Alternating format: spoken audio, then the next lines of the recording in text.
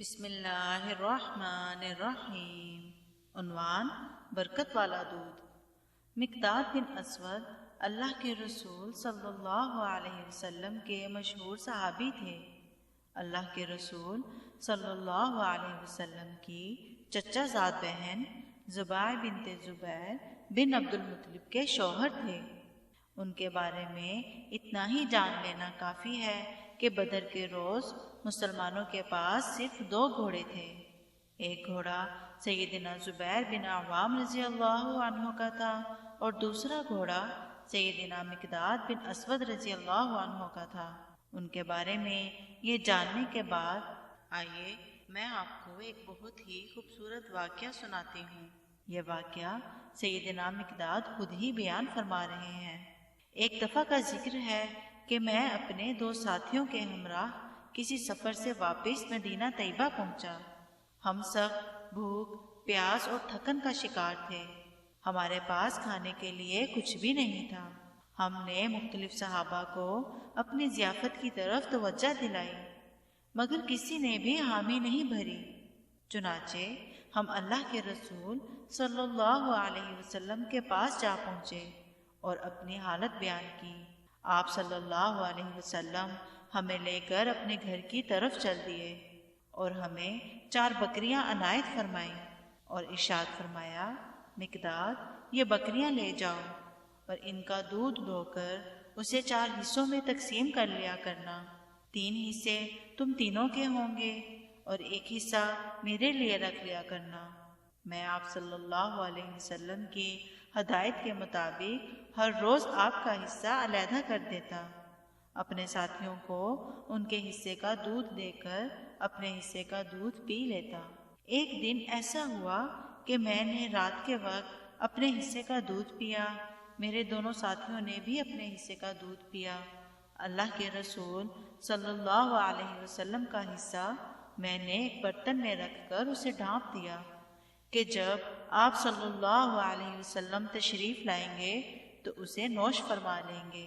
قارئین کرام، یوں محسوس ہوتا ہے کہ ان کی رہائش اصحاب صفا کی جگہ تھی اور وہ لوگ مسجد ہی میں رہتے اور سوتے تھے۔ اسی جگہ وہ اللہ کے رسول صلی اللہ علیہ وسلم کا حصہ رکھ دیتے اور اللہ کے رسول صلی اللہ علیہ وسلم جب تشریف لاتے تو اسے نوش فرما لیتے۔ مقداد کہتے ہیں، ایک رات ایسا ہوا کہ اللہ کے رسول صلی اللہ علیہ وسلم کو تشریف لانے میں بہت دیر ہو گئی۔ جب آپ دودھ پینے تشریف نہ لائے تو میں نے سوچا کہ اللہ کے رسول صلی اللہ علیہ وسلم کو مدینے کے کسی شخص نے اپنے اہل خانہ کے ساتھ رات کے کھانے پر مدعو کر لیا ہوگا۔ میں نے سوچا کہ آپ صلی اللہ علیہ وسلم نے رات کا کھانا تناول فرما لیا ہوگا، آپ کو اب اس دودھ کی ضرورت نہیں ہوگی۔ میرا نفس مجھے مسلسل اکساتا رہا کہ جاؤ برتن میں رکھا ہوا دودھ پی لو، آج اللہ کے رسول صلی اللہ علیہ وسلم تشریف نہیں لائیں گے۔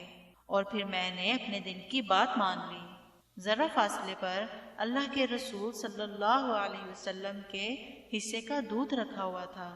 میں اٹھا اور برتن کو منہ لگا کر سارا دودھ پی گیا۔ جیسے ہی دودھ میرے جسم میں پہنچا تو مجھے ایک شدید فکر اور تشویش لاحق ہو گئی۔ مجھے خیال آنے لگا کہ اللہ کے رسول صلی اللہ علیہ وسلم کسی بھی وقت تشریف لائیں گے اور آپ کو بھوک اور پیاس لگی ہوگی۔ جب آپ برتن کا ڈھکنا اٹھائیں گے تو وہ تو خالی ہوگا، چنانچہ آپ میرے خلاف بد دعا کر دیں گے، میں تو تباہ و برباد ہو جاؤں گا۔ میں کسی سوئے ہوئے شخص کی مانند لیٹ گیا، حالانکہ نیند مجھ سے کوسوں دور تھی۔ تھوڑا سا وقت گزرا تو اللہ کے رسول صلی اللہ علیہ وسلم تشریف لے آئے۔ آپ صلی اللہ علیہ وسلم نے السلام علیکم اتنی سی آواز میں کہا کہ جاگنے والا سن لے مگر سونے والے کو پتہ نہ چلے۔ آپ صلی اللہ علیہ وسلم نے جب دودھ والے برتن کا ڈھکن اٹھایا تو وہ خالی تھا۔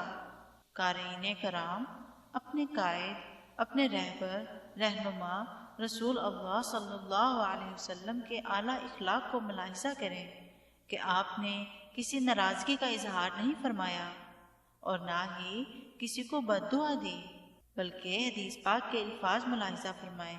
رفع رأسہ الی السماء وقال، اپنا سر مبارک آسمانوں کی طرف اٹھایا اور ارشاد فرمایا، اللہم اطعم من اطعمنا واسقی من سقانا، اے اللہ اسے کھلا جو آج رات ہمیں کھلائے اور اسے پلا جو ہمیں پلائے۔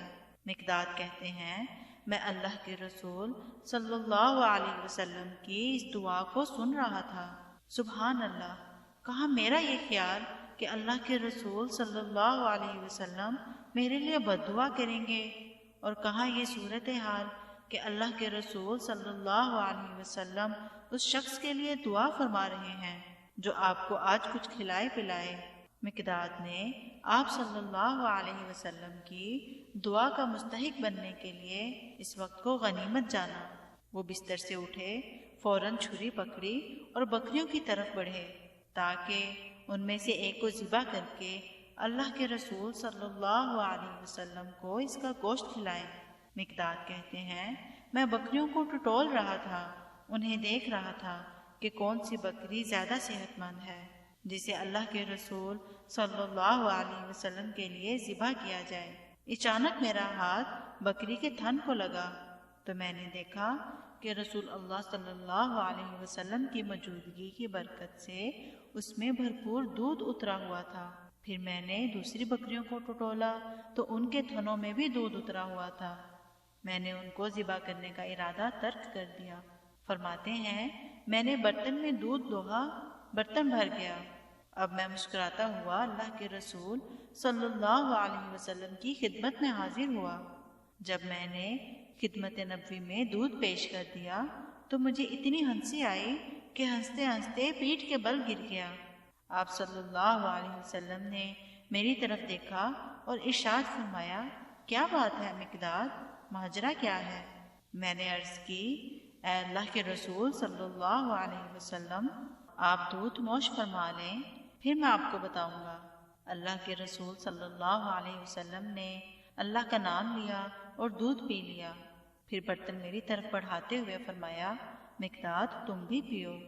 میں نے عرض کیا، اللہ کے رسول صلی اللہ علیہ وسلم آپ اور پئیں۔ آپ صلی اللہ علیہ وسلم نے مزید دودھ پیا اور برتن میری طرف بڑھا دیا۔ کہاں وہ خیال کہ اللہ کے رسول صلی اللہ علیہ وسلم میرے خلاف بددعا فرمائیں گے، اور کہاں یہ خوشی کہ اللہ کے رسول صلی اللہ علیہ وسلم کی دعا مل گئی۔ آپ آسمانوں کی طرف منہ کر کے فرما رہے ہیں، اللہ اسے کھلا اور پلا جو ہمیں کھلاتا اور پلاتا ہے۔ مقداد کہتے ہیں میں نے پورا واقعہ نبی اکرم صلی اللہ علیہ وسلم کی خدمت میں عرض کر دیا تو آپ صلی اللہ علیہ وسلم نے ارشاد فرمایا، مقداد یہ تو برکت ہے، تم مجھے پہلے بتاتے تو میں تمہارے دوسرے ساتھیوں کو اٹھا کر انہیں بھی یہ بابرکت دودھ پلا دیتا۔ میں نے عرض کیا، یا رسول اللہ، جب آپ نے اور میں نے یہ برکت والا دودھ پی لیا ہے تو اب مجھے اس بات پر کوئی ملال نہیں کہ کسی تیسرے شخص نے اس کو پیا ہے یا نہیں۔